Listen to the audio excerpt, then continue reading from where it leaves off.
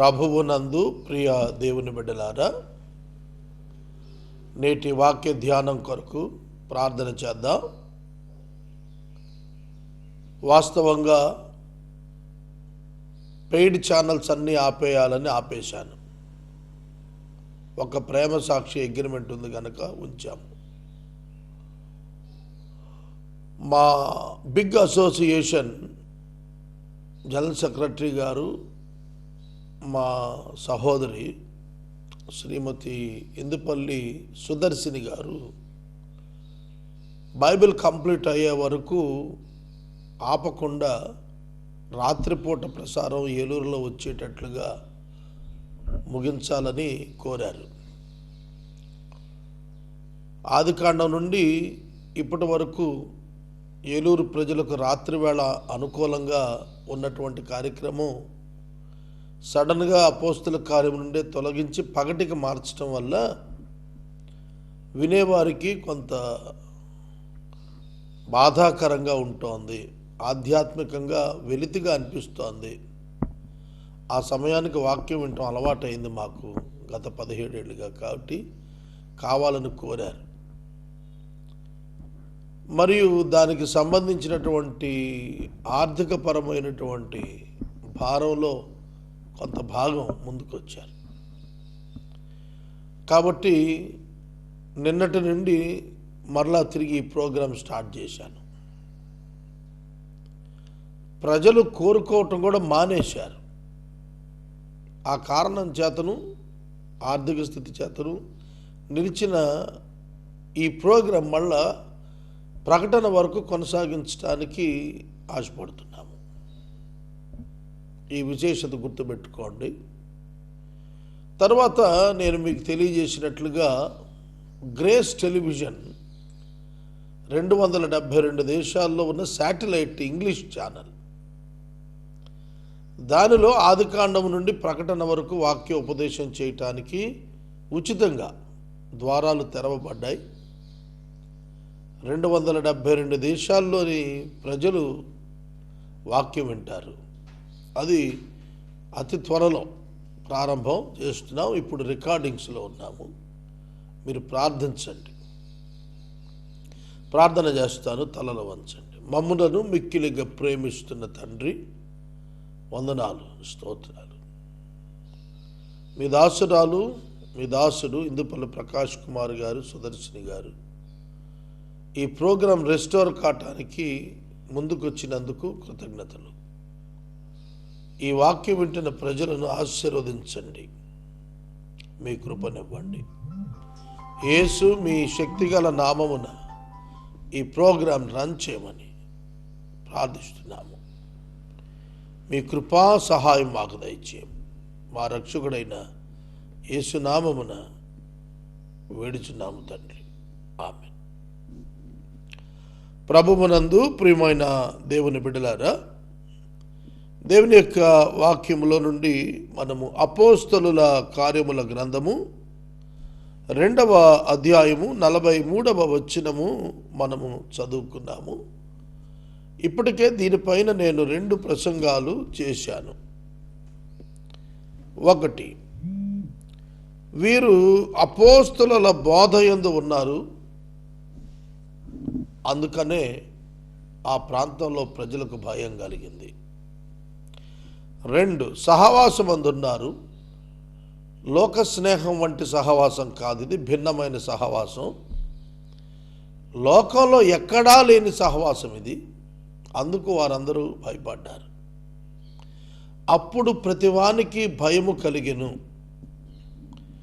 తెలుగు బైబిల్లో భయము కలిగెను అనగానే సాధారణంగా మన వాళ్ళు, తెలుగు వచ్చిన వాళ్ళం ఏమనుకుంటామంటే, మనల్ని చూసి వాళ్ళంతా గడగడలాడిపోతున్నారు, వణికిపోతున్నారు, టెర్రర్ అయిపోతున్నారు అని అనుకుంటాం. కానీ ఇక్కడ ఆ మాట అది కాదు. AWE, ఫియర్ అని లేదు అక్కడ. భయం అనే పదానికి తర్జుమా ఫియర్ అని లేదు, ఏవ్ అని ఉంది. మీ డిక్షనరీలో మీరు చూస్తే ఏవ్ అనే మాటకి feeling of respect and reverence mixed with the wondering or fearing అని ఉంటుంది. అంటే అర్థం ఏంటంటే గౌరవముతో భక్తితో కలిపినటువంటి ఆశ్చర్యం కలిగిన వ్యక్తులుగా మారి భయపడటం. అర్థమవుతుందా? అంతేగాని మరొకటి కాదు. భక్తి, భయం, గౌరవం, ప్రేమ ఒక వారి మీద ఒక ప్రభావం, వారంటే ఒక మహోన్నత తత్వం ఏర్పరచుకోవటం, అది ఏవు అంటే అర్థం. అపోస్తలుల బోధ యందు మీరుంటే ఈనాటి సమాజం కూడా మీకు రెస్పెక్ట్తో, రెవరెన్స్తో, వండరింగ్ ఎక్స్పీరియన్స్తో ముందుకు వస్తారు. I have experienced this in my life. నేను నా జీవితంలో దీన్ని చూశాను. నాకెవరు భయపడరు, ఎందుకంటే నేను చేతగానండి, కానీ నన్ను అందరు గౌరవిస్తారు. ఆ గౌరవంలో ఒక భక్తి భావన, ఓ దైవజనుడు ఇతను, దాంతోనే నేనంటే గౌరవంతో కూడిన భయం ఇస్తారు. అంతేగా నన్ను చూసి దేనికి భయపడాలి? నేనేమన్నా మిలిటరీలో ఆయుధదారున్నా ఏమి? మూడవ మాట జ్ఞాపకం చేస్తాను. ఎందుకు వారికి భయం వచ్చింది, భక్తి వచ్చింది? ప్రార్థన చేయుటకు డివోటెడ్గా ఉన్నారు, ఎడతెగక ఉన్నారు. అంటే not only continuous, not the continuous and not only the continuous, but they are devoted. వాళ్ళు ఆధ్యాత్మిక విధానంలో నిమగ్నమైపోయారు, ప్రార్థనలో నిమగ్నమైపోతున్నారండి. ఆ నిమగ్నం చూసేవారికి ఒక భయాన్ని, గౌరవాన్ని వారి పట్ల పుట్టించింది. ఓ దైవజనుడు ప్రార్థన చేస్తున్నాడు. గమనించండి, నాకు ఒక మిత్రుడు కలిశాడు ఈ మధ్యన. ఆయనని చాలా చులకన చూశాను మొదట. ఆ తరువాత అతను ప్రార్థనా జీవితం, అతని యొక్క వరములు అవి చూచినప్పుడు ఒక గౌరవం అతని మీద ఏర్పడింది. ఒక దైవజనుడు కాకపోతే అవి చేయలేడు అనే భావన నాకు అర్థమైంది. అలాగే నా పట్ల కూడా అనేక మంది బిషప్స్, చిన్నవాళ్ళు కాదండి. నేను ఎప్పుడు చెబుతాను మీ అందరికీ, ఏలూరులో అతి చిన్న పాస్టర్స్లో అతి చిన్న పాస్టర్ కంటే తక్కువ నేను. I'm the lowest man of the lowest people. ఇది నా భావన. అలాంటిది హయ్యెస్ట్ బిషప్స్ కంటే హయ్యెస్ట్ బిషప్స్ నన్ను గౌరవించారు. దానికి కారణం దేవుని వాక్యమే, దేవుని ఆత్మ యొక్క ప్రభావం వాళ్ళు గ్రహించటమే. సహోదరుడా, సహోదరి, ప్రతివానికి భయము కలిగిన, ఇది మన దేశంలో ఎందుకు లేదు? మాట్లాడితే మనం బీజేపీ వాళ్ళు అంటున్నాం, విహెచ్పి వాళ్ళు అంటున్నాం, ఆర్ఎస్ఎస్ వాళ్ళు అంటున్నాం, బజరంగ్ దళ్ అంటున్నాం, హిందూ సేన అంటున్నాం. ఎందుకు భయం లేదు మనం అంటే? నేను చెబుతాను ఎందుకు భయం లేదో. మన యొక్క యాటిట్యూడ్, మన యొక్క అప్రోచ్ వాళ్ళు భయపడేట్టుగా లేదు. ఒక వ్యక్తి టీవీలో, యూట్యూబ్స్లో క్రైస్తవులను బాగా తిడుతున్నాడు. ఆయన పేరు నాకు ఐడియా లేదు, కొంచెం నల్లగా లావుగా ఉన్నాడు. ఇంకొక క్రైస్తవ బోధకుడు తిడుతున్నాడు. క్రైస్తవ బోధకుడు బక్కగా ఉన్నాడు, ఆయన కూడా అంతకంటే తీవ్రంగా తిట్టేస్తున్నాడు. నేను ఆ వ్యక్తిని కలుసుకొని చెప్పాను, క్రైస్తవ బోధకుడిని, బాబు ఇది విధానం కాదు. అవతల వాడు తిడుతున్నప్పుడు నువ్వు తిడుతూ చెప్పేటువంటి బైబిల్ బోధ వాడిని తాకదు. You may win him but you will lose him. వాడిని నువ్వు గెలవచ్చేమో నీ తాత్విక జ్ఞానంతో, నీ లాజిక్తో, కానీ నువ్వు వాడిని మిస్ అవుతున్నావు, వాడు నష్టపోతున్నావు. ఎందుకు భయం వస్తుంది? వాడు తిట్టినప్పుడు నువ్వు తిడితే వాడికి ఎందుకు భయం వస్తుంది? వాడు దూషించినప్పుడు నీవు వాడిని గౌరవిస్తే కొంచెం సేపు ఇంకా తిడతాడు. నీ విధానం ఇదని తెలుసుకున్నప్పుడు భయపడటం ప్రారంభిస్తాడు. It is true, it is true. ఒక క్రైస్తవునికి, ఒక క్రైస్తవేతరుడు మర్యాదతో, రెవరెన్స్తో, ఆశ్చర్యంతో ప్రణమిల్లేది ఎప్పుడు? క్రీస్తు సారూప్యం వచ్చినప్పుడు. యేసుక్రీస్తు ప్రభువు దేవుని కుమారుడై ఉండి పరిశుద్ధాత్మను ఆయన జన్మతః కలిగి ఉండి ఆయన ప్రార్థన చేస్తున్నాడు. ఆయన ఎందుకు ప్రార్థన చేస్తున్నాడు? ఒక నరునిగా ఆయన ప్రార్థన చేయాల్సిందే. దైవత్వము కలిగిన ఆయన శరీరమందు ఉన్నప్పుడు నరునిగా మానవత్వం కలిగిన వాడు కనుక ఆయన మానవత్వాన్ని నడిపించుకోవటానికి ఆయన ప్రార్థన చేశాడు. ఆయన మనవలి అన్నింట శోధించబడ్డాడు. శోధనలను ప్రార్థన చేతనే జయించాడు. పేతురుకు అందుకే చెప్పాడు, పేతురు నీవు మెళుకుగుండి ప్రార్థన చేయి, నీవు జల్లించబడాలని, గోధుమ వలె జల్లించబడాలని అపవాది ప్రయత్నిస్తున్నాడు, నేనైతే నీ కోసం ప్రార్థన చేశాను. Now you are safe, but be careful in future. నువ్వు ప్రార్థనలో ఉండు, నీతో పాటు మిగతా వాడిని బలపరచు అన్నాడు. ఒక్కటే మాట, ప్రార్థన గొప్ప ఆయుధము. ప్రార్థన గొప్ప ఆయుధం అంటే ఆ డివోషన్ కావాలి, ప్రేయర్లో డివోషన్ కావాలి. చాలామంది ప్రేయర్లో డివోషన్ బదులు ఇమోషన్ ఉంటుంది. హిస్టరిక్ చేష్టలు చేస్తున్నారు కొంతమంది ప్రార్థన పేరిట. అందుకని ఆయన నామం అవమానం పాలు అవుతాంది. ఒక చాలా పెద్ద బోధకుడు ఈ మధ్యన ఆయన టీవీలో బాగా అల్లరయ్యాడు. ఆ ప్రార్థన జరుగుతున్న చోటకి ఒక మీడియా మనిషి నన్ను తీసుకెళ్ళాడు. మేము వెళ్ళేటప్పటికి అక్కడ ఒక 10,000 మంది ప్రజలు ఉన్నారు. చాలా పెద్ద ఆడిటోరియం. ఆ వ్యక్తి బ్యాండ్ మేళాల మధ్య ఆర్భాటంతో కేకల మధ్య వచ్చాడు బోధకుడు. అతనితో పాటు మరొక బోధకుడు వచ్చాడు. వారిద్దరు వేదిక మీద ఎక్కినారు. మేము బయట నుండి చూస్తున్నాం ఈ దృశ్యం అంతా కూడా.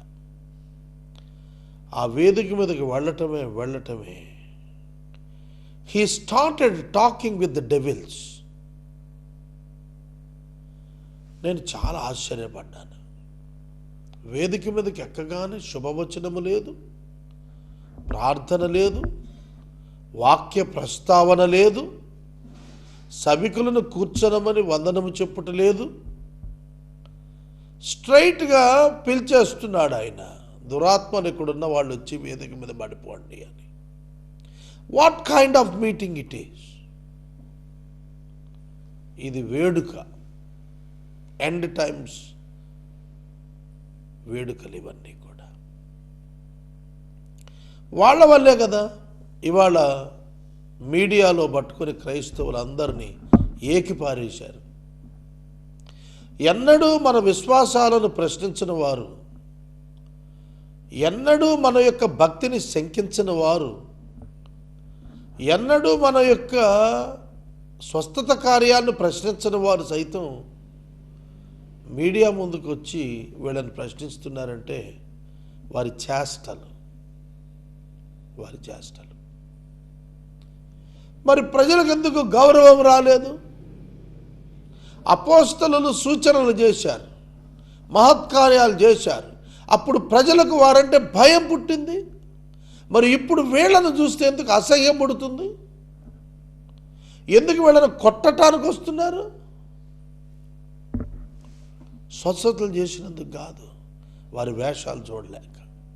వాడు నీళ్ళు అమ్ముకుంటుంటే, నూనె అమ్ముకుంటుంటే, నీళ్లు జిల్లుకుంటుంటే, డబ్బు సొమ్ము చేసుకుంటుంటే, ప్రజలను మోసం చేస్తుంటే. ప్రియమైన క్రైస్తవ జనాంగమా, మనం చివరి దినాల్లో ఉన్నాము. ఒకవైపు ట్రంప్ గారు జెరూసలేమును ప్రకటించాడు. యెరూషలేమును ఇశ్రాయేలు ముఖ్య పట్టణంగా గుర్తించి తన ఎంబసీ టెల్ అవీవ్ నుండి మార్చుకుంటున్నాడు. వెంటనే మహమ్మదీయ దేశాల్లో విప్లవం రేగిపోయింది. అనౌన్స్మెంట్ అయిన 24 to 48 అవర్స్లో హింస చెలరేగిపోయింది. ఎంతో విలువైనటువంటి బలమైనటువంటి వృక్షాలు, అడవులు తగలబడిపోయాయి. మనుషులు టెర్రరైజ్ అయిపోయారు. ఇది ట్రంప్ వల్ల కలుగుతుందా? ఆలోచించాలి. ఇది ట్రంప్ వల్ల కలిగే కార్యం కాదు. ఇది ప్రపంచ చరిత్ర దేవుని ప్రణాళికకు అనుగుణంగా తిరుగుతోంది. ప్రపంచ చరిత్ర దేవుని ప్రణాళికకు అనుగుణంగా తిరుగుతోంది. ఒక ఉదాహరణ చెప్తాను, వినండి. నేను బిషప్స్ కౌన్సిల్ చాలా విస్తృతంగా వేగంగా వెళుతోంది, స్టార్ట్ చేసి ఉన్నాము. ఈ వేగంగా వెళుతున్న నేపథ్యంలో నేను పలుమార్లు ఢిల్లీ వెళ్ళాల్సి వస్తోంది. ఒక రాత్రి పూట నేను ఢిల్లీలో ఫ్లైట్ ఎక్కిన 9 గంటలకు. అది ఆకాశంలో లేచిన తర్వాత ఒక 10 నిమిషాలు అయిన తర్వాత నేను విండో పక్కన ఉన్నాను. ఆ ఫ్లైట్ ఉన్న పళంగా ఒక పక్కన వంగిపోతున్నట్టుగా అనిపించింది. నా ప్రక్కనున్న బ్రదర్ని అడిగాను, ఏమవుతుందండి అని. ఆయన చెప్పాడు, the flight is taking turning to fix in to the altitude. ఆ కక్ష గమ్యములోనికి అది ప్రవేశించడం కోసం తన మార్గాన్ని మలుచుకుంటూ అది అటువైపు ప్రయాణం చేయటానికి తిరుగుతోంది. నేను వెంటనే కిందకు చూశాను. నాకు స్పష్టంగా అర్థమైంది, ఆ ఫ్లైట్ టర్నింగ్ తీసుకుంటున్నట్టుగా. ఆ ఫ్లైట్ టర్నింగ్ ఎందుకు తీసుకోవాలి? తీసుకుపోతే ఏమవుతుంది? తీసుకోకపోతే హైదరాబాద్ రాదు, వేరే దేశం వెళ్ళిపోతుంది. అది ఆ ఫ్లైట్ ఆల్టిట్యూడ్ ఫిక్స్ కావటానికి అది టర్న్ తీసుకుంటుంది. కనుక ఈ ఫ్లైట్, మనం ఉన్న ఫ్లైట్ టర్నింగ్ తీసుకుని ఆ ఆల్టిట్యూడ్లో అరేంజ్డ్, అక్కడ ఉన్నటువంటి టవర్, ఆ రాడార్ సిస్టమ్ ఎట్లా నడిపించి ఆ కక్షలో పెడుతుందో, దానిలో తిరగకపోతే గమ్యం చేరమో, ఏ విధంగా అయితే ఫ్లైట్ టర్నింగ్ తీసుకుంటుందో అలాగా ఈ లోకం కూడా దేవుని ప్రణాళికను బట్టి తిరుగుతోంది. ఇక్కడ దేవుని ప్రణాళిక యేసుక్రీస్తు 2వ రాకడలో రావాలి. ఆయన 2వ రాకడలో రావాలి అనంటే భూమి మీద ఒక సంకేతం రావాలి. అదేమిటో తెలుసునా? సంఘము సిద్ధం కావాలి. సంఘము సిద్ధము కావాలి. నేను చెప్తున్నా, జాగ్రత్తగా వినండి. ట్రంప్ ప్రకటన చేశాడు, ఒకవేళ తను వెనక్కి వెళ్తే వెళ్ళొచ్చేమో, దట్ ఈజ్ డిఫరెంట్ ఇష్యూ. తర్వాత సంగతి భవిష్యత్తులో ఏమైతే తెలియదు. కానీ ఒకటి చెప్తున్నాను వినండి, నేను ఇండియాలో pastors council India wide start చేశాను. నేను వెళితే ఈ పాస్టర్స్ కౌన్సిల్ ఒక 10 కిలోమీటర్స్ స్పీడ్తో పోతుందేమో అనుకున్నా. కానీ ఇది 1000 కిలోమీటర్ స్పీడ్తో పోతున్నంత వేగంగా వెళుతోంది. ప్రపంచంలో చైనా, ఇండియా రెండు కూడా చాలా పెద్ద దేశాలు. చైనా మొదట 160 కోట్ల పైగా, ఇండియా 130 కోట్ల పైగా. ఈ 290 కోట్ల మంది ప్రజలున్న ఈ భాగం ఉందే, తరువాత 1040 విండో ఆ విండోలో ఉన్నటువంటి ముస్లిం కంట్రీస్ ఇవన్నీ చూడండి, వీటిల్లోనే ఈ కథలకు వస్తుంది. వీటిలో ప్రజలు రక్షించబడడం కొరకైనటువంటి ప్రణాళిక జరగాలి. కాబట్టి ఇండియాలో దేవుడు ఈ మిషన్ లేపాడు. చాలా వేగంగా వెళుతుంది. నేను ఎప్పుడు ఆలోచిస్తున్నాను, సమయము కాలము ఆధీనంలో ఉంచుకున్న దేవుడు తన యొక్క కాలాన్ని ముగించడానికి, ఈ లోకాన్ని ముగించడానికి ఆయనకున్న ప్రణాళికలో క్రీస్తు రాకడకు ముందు సంఘం సిద్ధం కావాలి. భారతదేశంలో ఉన్న సంఘం సిద్ధం కావాలి, చైనాలో ఉన్న సంఘం సిద్ధం కావాలి, ఇస్లాం కంట్రీస్లో ఉన్న సంఘం సిద్ధం కావాలి. సిద్ధమై ప్రభువుని పిలవగలగాలి సంపూర్ణముగా. దానితో ప్రభువు దిగి రావటం భూమి మీద యాంటై క్రైస్ట్ ప్రత్యక్షం అవటం జరిగిపోతుంది. ఇవాళ దానికి రంగం సిద్ధమైపోతుంది అనేది బైబిల్ ప్రాఫెసీస్, బైబిల్ యొక్క టైమింగ్స్ అబ్జర్వ్ చేస్తున్న మాలాంటి వాళ్లకు అర్థమవుతుంది. ప్రియమైన దేవుని బిడ్డలారా, దేవుని ప్రజలు ప్రార్థన చేయుట యందు ఎప్పుడైతే డివోటెడ్గా ఉంటారో, people will be fear with the respect mixed with the reverence. అది మన దేశంలో కనపడాల్సిన రోజులు వచ్చేసాయి. ఇక ఈ పిచ్చి చేష్టలకు కాలం చెల్లిపోతుంది అతి త్వరలో. Very soon and short span of time you will never see this kind of platforms, spiritual platforms in India. కొట్టవతలు బారేస్తారు ఇట్లాంటి వాటిల్ని. ఉండబోయేది ఏమిటంటే నిజమైనటువంటి ప్రార్థన, నిజమైన అపోస్తల బోధ. అప్పుడే సంఘం బతుకుతుంది. ఈ డైవర్షన్స్ వల్ల క్రైస్తవ్యం విషయంలో జరుగుతున్నటువంటివన్నీ కూడా స్లోగా కనుమరుగైపోతాయి. క్రీస్తు కొరకు శ్రమపడేటువంటి సేవకులు పెరిగిపోబోతున్నారు. నా అవగాహన నేను చెబుతున్నా. భారతదేశంలో ఇప్పుడున్నటువంటి క్రైస్తవ శాతం 2.3, అది ఒక 60కో 70కో రేజ్ అయిపోయే స్థాయికి వచ్చేసినప్పుడు అల్లకల్లోలం అయిపోతుంది భారతదేశం. ప్రియమైన దేవుని బిడ్డలారా, ఫరో ఎట్లా అయితే డిస్టర్బ్ అయిపోయాడో ఇజ్రాయేల్ సంఖ్యాపరంగా చూసినప్పుడు అలా అయిపోతుంది. అక్కడ ఫైనల్ పీరియడ్లో జరిగేటువంటి ఆ యొక్క పెర్సిక్యూషన్ ఎక్స్పీరియన్సెస్ సంఘాన్ని ఇంకా పెంచేస్తాయి. ఇది దేవుని ప్రణాళికలోని భాగమే. కనుక ఇప్పుడు దైవ సేవకులంగా మేము బిషప్స్ కౌన్సిల్లో we are discussing about the times of God and the prophecies of God and its fulfillment. లోకం దాని గమనం, వాక్యం దాని గమనం రెండు ఏ విధంగా మిళితం అవుతున్నాయో, మిక్స్ అవుతున్నాయో, సెట్ అవుతున్నాయో అబ్జర్వ్ చేస్తున్నాం. అందుకే నేను ఒక అప్పీల్ ఇస్తున్నాను, ప్రేమో అధికంగా ప్రార్థించండి. కాలం సమీపిస్తోంది. End times are very near. ముగింపు కాలాలు దగ్గరకు వచ్చేస్తున్నాయి. Already we are in end time and the ending time is coming nearer to us. ఓ పక్కన శాస్త్రం కూడా స్టీవెన్ హాకిన్ చెప్పేశాడు, 2600 సంవత్సరంలో భూగోళం బద్దలైపోతుంది, సృష్టికి ఉండదు అని చెప్పాడు. సైంటిఫిక్గా 2600 లెక్కేశాడు ఆయన. ఆధ్యాత్మికంగా ఉన్నవాళ్ళు అంత లెక్కేట్లా, వితిన్ 1 జనరేషన్ లెక్కేస్తున్నాం జడ్జిమెంట్ కోసం అని. కానీ వాస్తవం ఏమిటంటే స్టీవెన్ హాకిన్స్కి తెలియంది భూగోళం వెంటనే నాశనం కాదు, 1000 ఏళ్ల పరిపాలన ఉంది. 1000 ఏళ్ల పరిపాలన అయ్యే వరకు, జడ్జిమెంట్ అయ్యే వరకు ప్రభు భూమిని నాశనం చేయడు.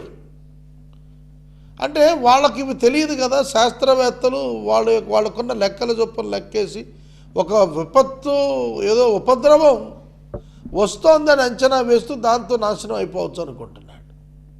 దానికి కావలసినటువంటి అణుసంపద ఇప్పటికే రెడీగా ఉందన్నాడు. అది పొల్యూషన్ అని అన్నాడు. పొల్యూషన్ కారణంగా నాశనం అవుతుంది అన్నాడు భూమి. దేని కారణంగా? పొల్యూషన్ కారణంగా ఈ బ్లాస్ట్స్ వస్తాయని అన్నాడు. మీకు ఆశ్చర్యకరమైన విషయం చెబుతున్నాను. నా లైఫ్లో నేను మొట్టమొదటిసారి చూశాను. ఢిల్లీలో రాష్ట్రపతి రోడ్డులో వెళుతున్నాను మొన్న 6వ తారీఖు ఉదయం.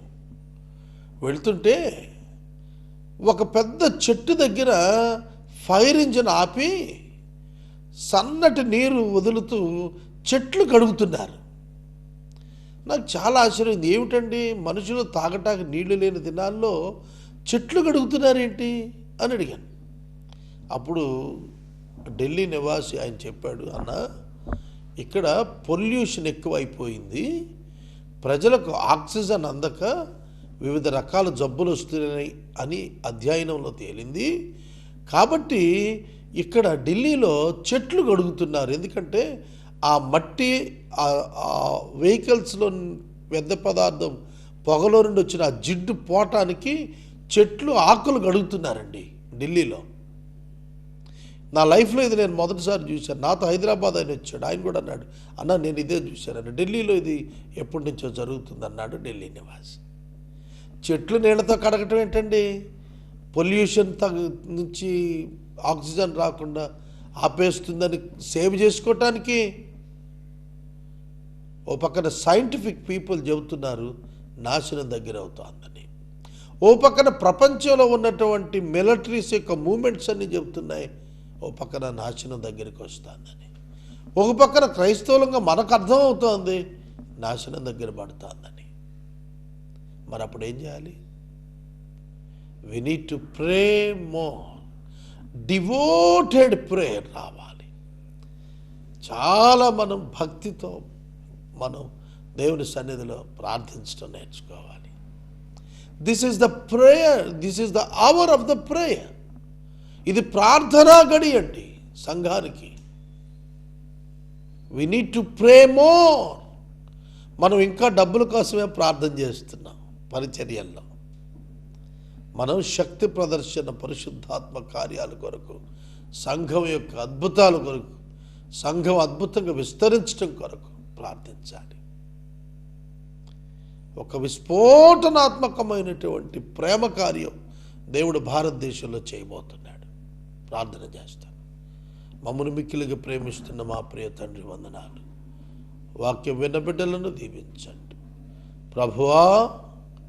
ప్రార్థిస్తున్నాము, ఆనాటి అపోస్తలులు ప్రార్థించిన రీతి సంఘాలు ప్రార్థించడానికి సహాయం చేయండి దేవా. భారతదేశంలో ఉజ్జీవాన్ని రగల్చండి.